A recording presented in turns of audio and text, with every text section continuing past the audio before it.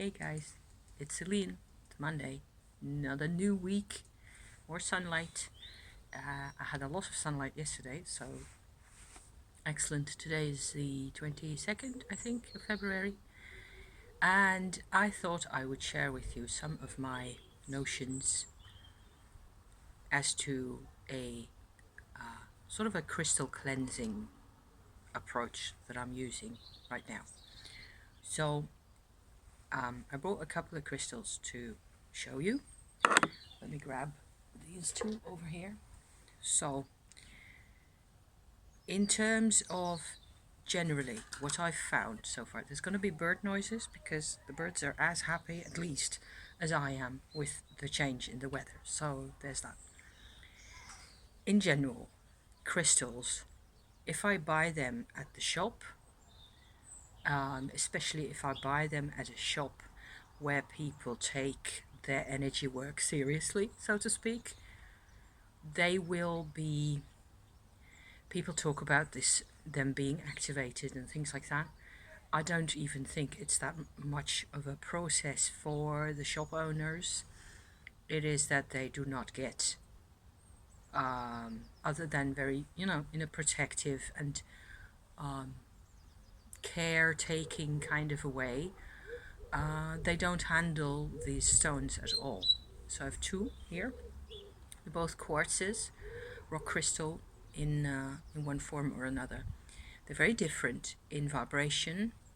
This is a so-called Mary Magdalene quartz that has tiny little bits of just tiny filaments of hematite iron in it, and has a very special, much more emotional, rich type of a vibration to it. This is a crystal that I bought. It's a complete crystal, so it has all the outside faces as they come from nature. Nothing has been done to it. And this is called a Code Keeper of Freedom in the shop where I bought this. Seems that there's even a next generation version of this. It has a special aspect to it, other than it being a really pretty transparent rock crystal. It has faces that have striations on them instead of just, plain flat, like glassy faces. So I notice now that as I'm showing this to you, that they're all on one side of the crystal really. And we have another one, my husband's got one as well. And that one is a bit larger, and I think it's also a bit more symmetrical. I would say this is less of a emotion stone. This is good for my heart. It makes me expansive in here. This one is more of a straightening up. It's more towards myself. What kind of an idea do I have about myself? Kind of a stone. And I believe that both of these actually have a lot more properties. I'm just showing them to you as examples. These are really clean stones. They were clean when I got them. The location where I got them was really well looked after and all that. And they hadn't been handled or used or any of it, So it was really easy to work with them, to connect with them. And so that's all very nice and dandy, right? So the other thing, the reason why I'm on now is this guy over here. This is an old, it looks like half of an amethyst, but it's actually just a what do you call that? A point, an amethyst point that has sat in a collection of amethysts onto one side. So this side is where it met other similar points probably. And this is the outside area. This is a very dark, at the top half here, very dark amethyst, very rich in amethyst qualities. It also has a couple of interesting looking markings that I won't be able to show you in this light. I think maybe it'll come out just a bit. I don't know. On this side it looks slightly, there's this facet which would look like a lozenge shape like that. it actually halfway down, it breaks down into sort of little bits of triangles going down like that and in a bit. So that is actually celestial type. So I'm really interested in working with this crystal. I have been interested in this one for a long time. I've owned it to the extent that you ever own crystals, you know, for a very long time. Also, on that same face of the point, and also there's also a bit of celestial type, so with these triangles sitting at different levels like that, that's what I would call celestial shape at this point. It has a slight celestial marking on this side as well, and above the triangles what you see is really tiny indentations in the crystal, going in just a little bit, very I don't know, repetitive squares and maybe pentagons, you know, little shapes like that. And there's a couple of over here as well. It's a really interesting looking stone. On this side, on the other side, the crystal has some of those same types of markings, but there's a layer of iron oxide over the top, so it's much duller. Fascinating crystal. Love this one. However, I've never really been able to connect with it. Because I inherited this, I got this as part of a very large mineral and gemstone collection from an old grandpa of my husband's, actually a friend of his mother's. I don't know, who passed away 20 years ago or so, thereabouts. And he was a geologist and a geography teacher in high school over here in ages past, you know. And I think he was a really old man when he passed away. I think he was near 90 years old or so.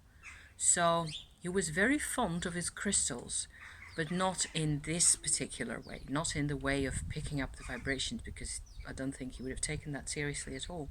He was a very nice, very principled, I mean, somebody you just had to like, really. So very gentle, you know, also quite principled and nice guy all over. He lost his wife probably more than a generation ago, before he met my husband's mother in the old people's home where they both lived, where they got sort of hooked up, you know, to be mates together for at least a couple more years. And they were both to each other very different people than what they had learned to, you know, gotten to know, people that they gotten to know before. So it was a bit of an adventure for both of them, I think. This crystal came from him. I had such trouble connecting with this stone, whereas I can connect with nearly all sorts of I can connect with many crystals in myself, you know. I can, just like those two that I showed you just now, this one and the other one, and I have a gazillion crystals and I love them all, and they're very different in how I use them and how I feel them.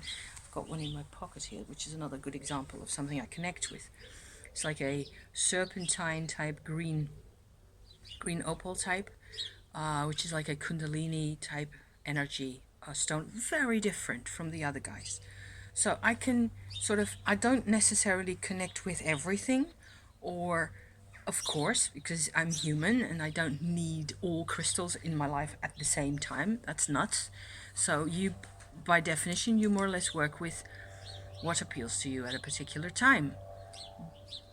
This one, I just couldn't get at it. It was like I'm working with my little bits of plaster here because there's it's nasty. There's nothing particularly nasty underneath. I just had to protect that.